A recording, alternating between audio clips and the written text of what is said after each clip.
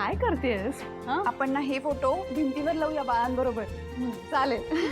कसं लावूया? हा तिकडे लावू. अगं छान वाटतोय तिथे. ए काय चाललंय तिथं?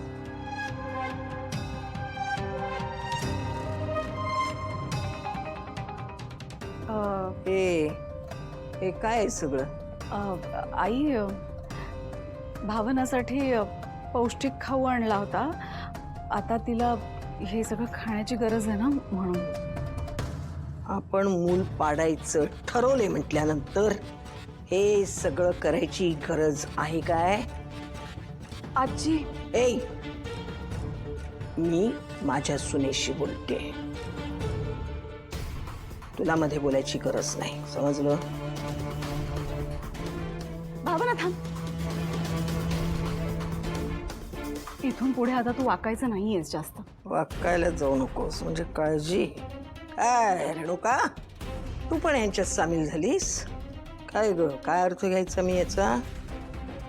म्हणजे संपतच्या जीवाची तुला पण काळजी नाहीये, हेच ना?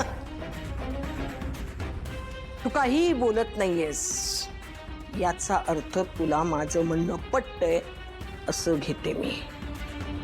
हे सगळं कशासाठी करतेस तू? कशासाठी?